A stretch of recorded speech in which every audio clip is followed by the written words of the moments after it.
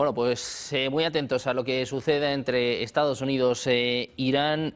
Bueno, en los próximos minutos vamos a estar muy atentos a la señal que nos llega desde la Casa Blanca, pero precisamente vamos a seguir hablando de Estados Unidos con información importante, información relevante de última hora que, bueno, pues apunta directamente a la economía estadounidense. Informe por parte de la CBO, una oficina de control del presupuesto en Estados Unidos, que habla de una deuda disparatada para los próximos 10 años. Dice, bueno, pues que se prevén grandes déficits históricamente inusuales en la próxima década y que la relación deuda-PIB va a superar el récord de 1946, es decir, un récord de hace 80 años en el año 2030. La CBO prevé una relación déficit-PIB del 5,8% en 2026 frente al 5,5% antes de Donald Trump. Habla también sobre los aranceles de Estados Unidos y pronostica un crecimiento del 2,2% en 2026 frente al 1,9% en 2025. En cuanto a la deuda de Estados Unidos, que es bueno, pues el foco principal en estos momentos, dice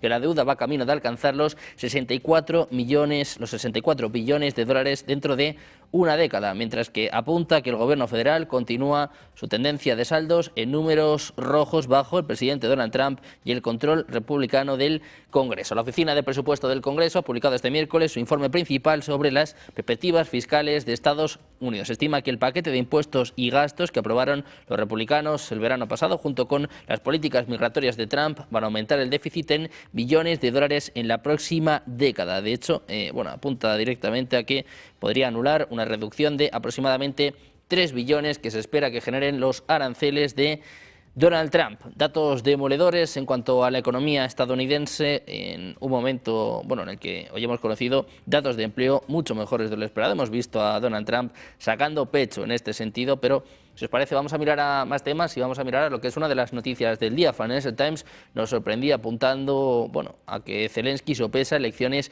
en mayo. Se dice que la presión de Trump empieza a hacer mella y aunque Zelensky lo niega, Olga, cuando suenan tanto este tipo de noticias, este tipo de comentarios, parece que algo no hay, ¿no? Parece que Zelensky dice que el acuerdo territorial se va a debatir la próxima semana con Estados Unidos. Se espera una reunión entre el 17 y el 18 de febrero y sobre todo, bueno, pues parece que antes o después va a haber elecciones en Ucrania. Parece que lo más antes posible, ¿no? Bueno, es que yo creo que lo que más tiene que perder ahora mismo Zelensky, o más cuidado tiene que tener, es con la falta de aliados y la falta de apoyos que puede estar encontrándose.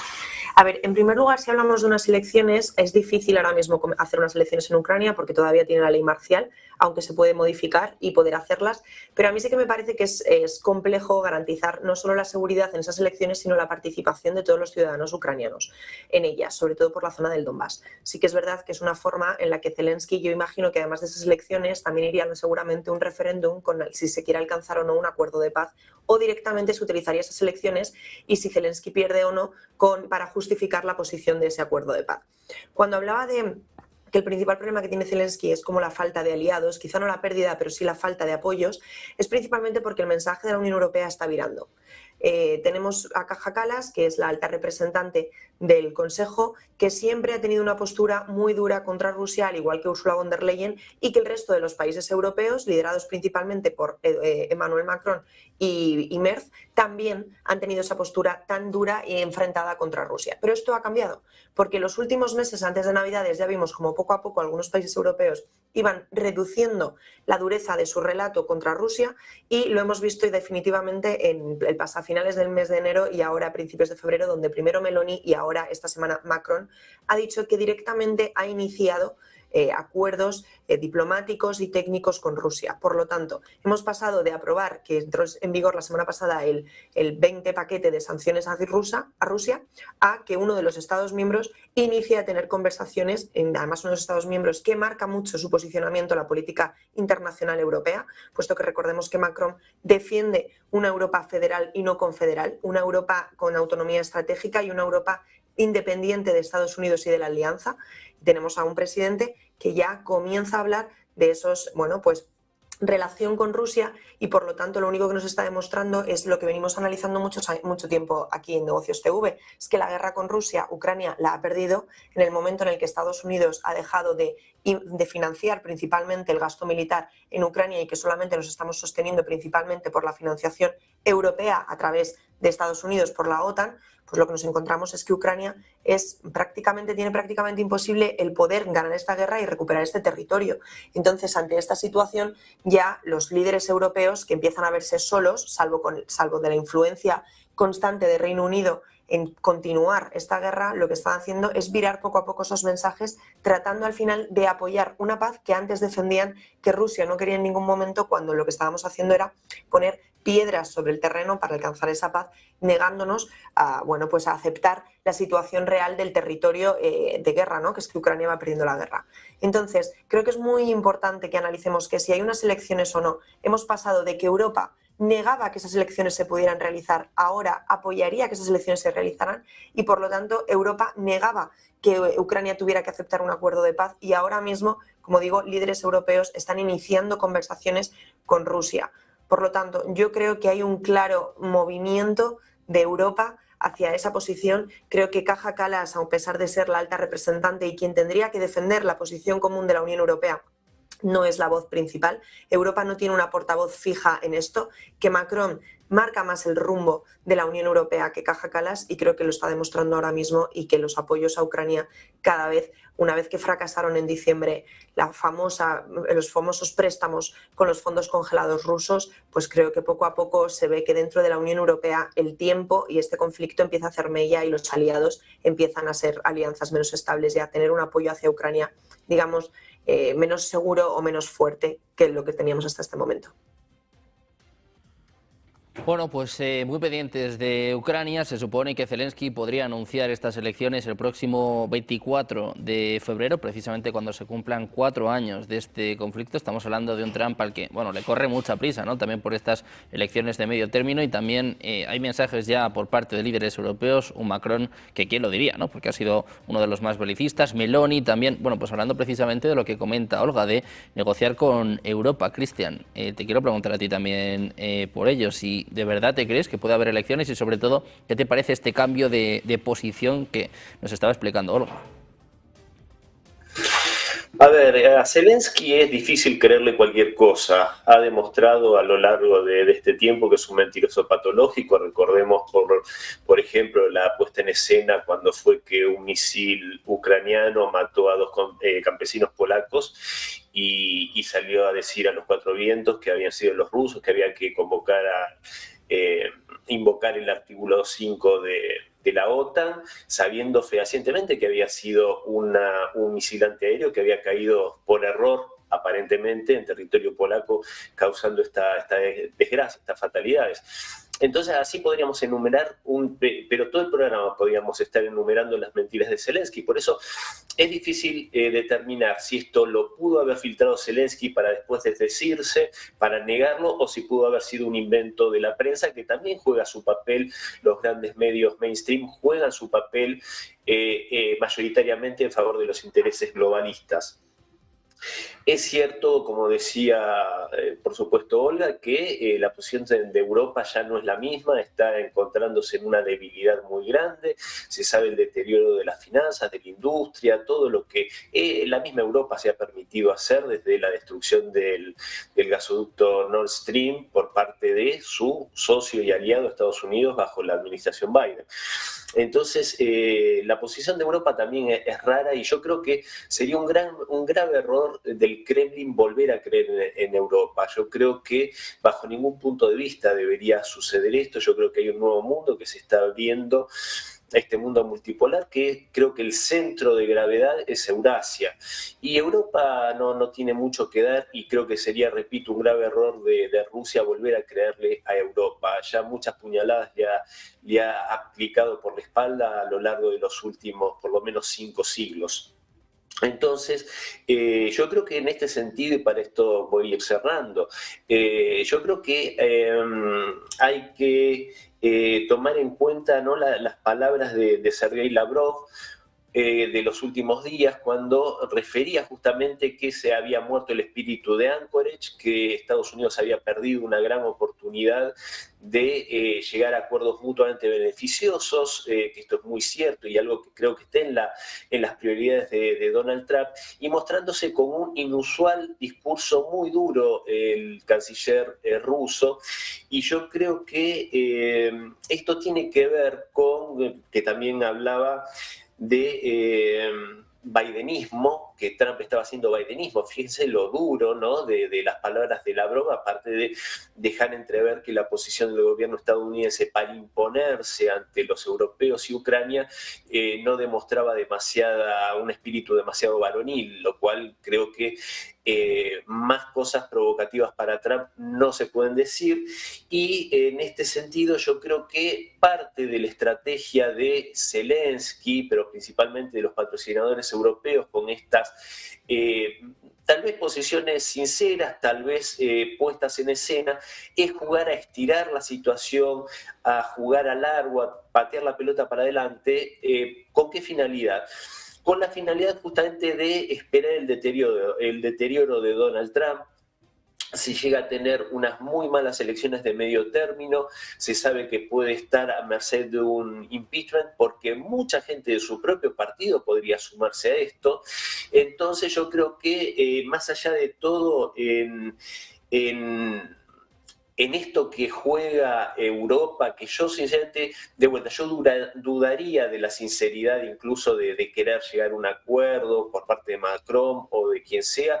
Yo creo que más que nada juegan a eso, a que haya un cambio en la Casa Blanca, ya sea a través de un impeachment o de lo que sea, y poder aguantar a que haya un globalista de vuelta en el Salón Oval y puedan seguir adelante con esta misión suicida, diría yo, de intentar básicamente vencer a Rusia y desmembrarla. Algo que en esta guerra que ya tiene perdido Ucrania, todos desde el día 1 sabíamos que una guerra existencial contra Rusia no puede tener un final más que de un fracaso para sus enemigos o para toda la humanidad, porque finalmente esté el argumento nuclear como para saldar las cuestiones.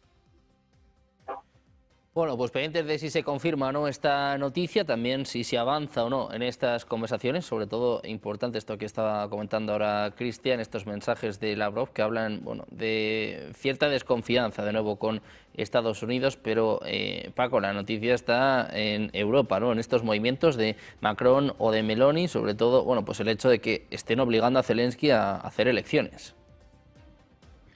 Llama la atención sobre todo el hecho de que, bueno, personajes como Macron, incluso el canciller Merz, que eran, digamos, los halcones de la Unión Europea, antirrusos, es decir, dispuestos a todo, ahora ya han recogido cable y empiecen a hablar de que es necesario hablar con Rusia, e incluso Macron ha llegado a más, ¿no? Ha dicho incluso que es necesario negociar un marco de seguridad europeo con Rusia y que sin Rusia es imposible negociar algo parecido. Pero vamos, yo coincido con Cristian. Fiarse de estos personajes, pues la verdad es que rozaría la ingenuidad más extrema, ya hemos visto cómo han actuado en el pasado, ¿no? Primero con los acuerdos de Minsk, que ellos mismos reconocieron que fueron una trampa para que para apaciguar a Rusia y acumular fuerzas e intensificar los ataques contra el Donbass, ¿no? Porque no olvidemos que esta guerra empezó en 2014. Y no olvidemos también las negociaciones que hubo en Bielorrusia al principio, ¿no?, de la intervención rusa, ¿no?, en 2022, cuando Rusia estaba a las puertas de Kiev, en virtud de unos especie de acuerdos de alto el fuego en Bielorrusia, con Inglaterra, con Francia, con los europeos, y bueno, pues se llegó al acuerdo de que Rusia se retiraba de las puertas de Kiev y que a cambio pues se iniciaba una mesa de negociación, ¿no? Bueno, todo esto era mentira, ¿eh? Al final utilizaron ese acuerdo para que los rusos se retiraran de las puertas de Kiev, ni más ni menos. Y por otra parte estamos viendo como, bueno, sí es cierto que tanto Macron como Merz pueden haber llegado a la brillante conclusión de que las políticas que han ido ejecutando de sumisión absoluta a los intereses y a los dictados de Estados Unidos bajo la administración Biden han sido una especie de suicidio para Europa, en el plano económico y en el plano militar también, ¿no? Entonces, bueno, pues ahora están recogiendo cable, pero claro, la consecuencia lógica de eso sería presentar la dimisión, porque ellos son los responsables de esas políticas y de sus consecuencias, ¿no? Y los principales impulsores, además, de una política de sanciones a Rusia que han resultado tener un efecto boomerang. Rusia ha seguido creciendo, la economía rusa ha seguido creciendo, el paro bajando en Rusia, y en Europa el proceso es totalmente contrario, especialmente en Alemania, que era el motor económico de Europa, ¿no? En fin. Luego, por otra parte, está otro factor fundamental, ¿no? Que Estados Unidos se quiere quitar de encima el conflicto ucraniano. ¿Por qué? Porque igual algunos han pensado que esto es lo del Tercer Reich, ¿no? Que tenían 3 frentes abiertos y al final acabaron perdiendo la guerra. Y claro, tener tantos frentes abiertos ya no le interesa a Estados Unidos. Lo que quieren es concentrarse en lo que consideran su hemisferio, las Américas, y Oriente Medio, que siguen considerando una zona estratégica. Sobre todo desde el punto de vista de Israel. No olvidemos que Israel controla la política de Estados Unidos, en gran medida, y que gran parte de los senadores y representantes de la Cámara de Representantes de Estados Unidos han hecho campañas financiadas por Israel. Y no olvidemos también que los famosos papeles de Epstein suenan a chantaje de Israel a la propia administración Trump. Es decir, si no atacáis a Irán, pues bueno, ya podéis ver lo que os espera, ¿no?